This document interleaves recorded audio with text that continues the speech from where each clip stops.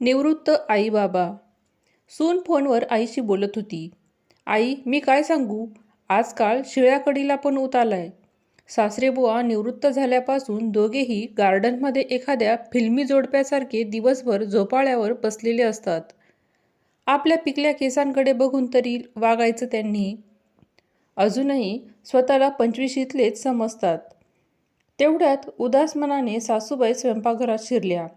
त्यांनी हे सर्व ऐकलं होतं, पण त्याच्याकडे दुर्लक्ष करून त्यांनी शांतपणे चहा बनवला आणि सुनेलाही तिच्या खोलीत जाऊन दिला. नवऱ्यासाठी चहा घेऊन जाताना सुनेने पाहिलं अन पुन्हा तोंड वेडंवाकडं केलं, पण त्यांनी तिच्याकडे दुर्लक्षच केलं. पती निवृत्त झाल्यापासून हा आता त्यांचा रोजचाच दिनक्रम झाला होता. त्यांच्या इच्छेनुसार ती रोज चांगले चांगले कपडे घालून गार्डनमध्ये आपला बराचसा वेळ घालवायची. आयुष्यभर त्यांनी फक्त मुलांसाठीच खस्ता खाल्ल्या होत्या, त्यामुळे आयुष्याच्या संध्याकाळी ते दोघेही एकत्र घालवायचे. अन्नपूर्णा भवन 2 मजली बंगलेवजा घर अशोक आणि प्रभा यांचे आजीवन स्वप्न होते. घराच्या समोर असलेल्या बागेत प्रभाबाईंनी बेल, जास्वंद, चाफा, मोगरा अशी कितीतरी फुलझाडे लावली होती. एका छोट्या टाकीत छानशी कमळेही फुलली होती. हिवाळ्यात त्या तेथे भाज्यांचीही लागवड करत. स्वयंपाकघरासाठी लागणारी ताजी कोथिंबीर, पुदिना, मेथी तिथलीच असायची. पण इतकी वर्ष कामाच्या गडबडीत अशोकजींना त्या जागेचा कधीच आनंदच घेता आला नाही. पण आता मात्र त्यांचा सगळा मोकळा वेळ तिथेच जात असे. खरं तर त्या जागेत एक छानसं टुमदार घर दोघांसाठी बनवायचं म्हणून ती अतिरिक्त जागा त्यांनी घेतली होती. पण आता ते शक्य नव्हतं. प्रभाबाईंनी तिथे एक झोपाळा हवा होता, तो त्यांनी आणला. आता त्यांचा बराचसा वेळ त्या झोपाळ्यावर गप्पा मारण्यातच जायचा. आता पती-पत्नी दोघांनाही आरामाचे क्षण जगायचे होते. त्यांच्या घरात सर्व आवश्यक सुख-सुविधाही होत्या. तरीही सुनेला त्यांचं हे दिवसभर झोपाळ्यावर बसणं खटकायचं. अगोदर दिवसभर तिच्यासोबत असलेल्या सासूबाई आता त्यांच्या पतीला थोडा अधिक वेळ देऊ लागल्या होत्या. त्यांना टोमणे मारायची एकही संधी ती सोडत नसे.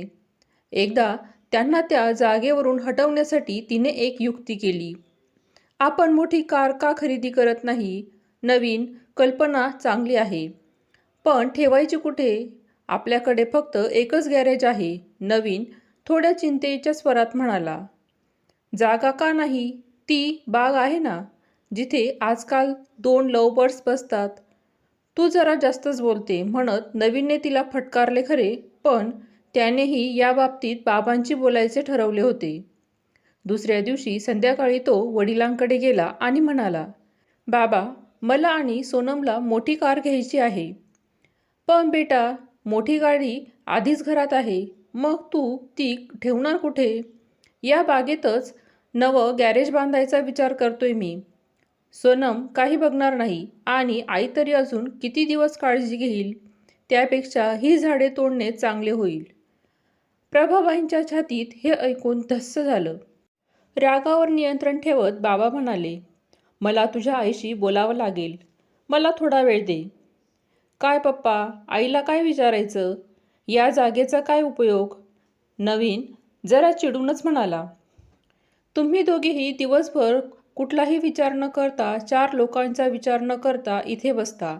आता सोनमसुद्धा घरात आहे, लहान मुलेही आहेत, पण तुम्ही मात्र दोघेही दिवसभर झोपाळ्यावरच डुलतात. आतून सोनमची बडबड चालूच होती. नवीन आणि सोनमने त्या संध्याकाळी बाहेरूनच जेवण मागवले, पण ते जेवण काही केल्या त्या दोघांच्याही घशाखाली उतरले नाही.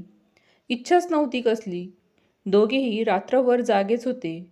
पण सकाळी त्याबद्दल विचार करताना बाबांच्या ओठावर एक स्मित उमटले.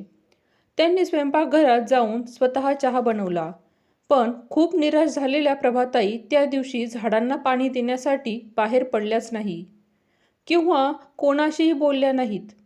दिवसभर सर्व काही सामान्य होतं, पण संध्याकाळी घर भाड्याने देणे आहे असा बोर्ड घरावर लटकलेला पाहून नवीनने गोंधळलेल्या आवाजात बाबांना विचारले, पप्पा, घर मोठे आहे हे मान्य आहे, पण हे काय?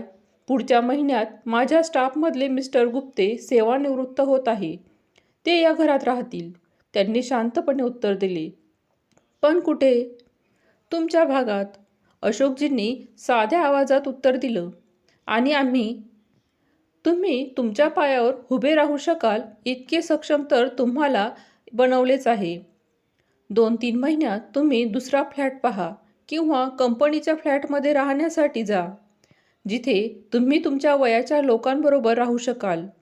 आम्ही दोघेही आमच्या वयाच्या लोकांमध्ये राहू. तुमच्या आईचं संपूर्ण आयुष्य तुम्हा सर्वांची काळजी घेण्यात गेलं. आता तुमच्याकडून शहाणपणाचे धडे शिकणे एवढंच बाकी होतं. बाबा, मला असे म्हणायचे नव्हते, नवीन हात जोडत म्हणाला. नाही बेटा, तुझ्या पिढीने आम्हालाही व्यावहारिक होण्याचा धडा दिला आहे. जर आम्ही दोघे तुम्हा दोघांना एकत्र पाहून आनंदित होऊ शकतो, मग तुम्हाला आमच्यापासून त्रास का होतो? हे घर तुझ्या आईने बांधले आहे. हे झाड, ही फुले तुमच्यासाठी भोगलेला अनंत कष्टांचे साक्षीदार आहेत. म्हणून मी कोणालाही तिचा हक्काचा कोपरा हिसकवण्याचा अधिकार देणार नाही. बाबा, तुम्ही गंभीर झालात. नवीनचा आवाज आता हळवा झाला होता. नाही बेटा, तुझ्या आईने आजवर खूप त्याग करून, खूप दुःख सहन करून मला पाठिंबा दिला. आज तिच्याच कृपेने माझ्या डोक्यावर कोणतेही कर्ज नाही. म्हणूनच फक्त हा कोपराच नाही, संपूर्ण घर तिचे ऋणी आहे. तुमच्यापेक्षा तिच्या या घरावर अधिक हक्क आहे. आमची मुले असल्याचा फायदा जरूर घ्या. पण जर देव मंदिरात जोडीने शोभून दिसतात, तर आईवडील का दिसू नये? जसे आईवडील आपल्या मुलाचे लाड करतात, प्रत्येक हट्ट पुरवतात, मुलं लहान असल्यावर त्यांची काळजी ज्याप्रमाणे ते घेतात, त्याचप्रमाणे ते म्हातारे झाल्यावर मुलांनीही त्यांची काळजी घेतली पाहिजे. व्हिडिओमधील कथा आवडली असेल तर लाईक करा, शेअर करा, सबस्क्राईब करा. धन्यवाद.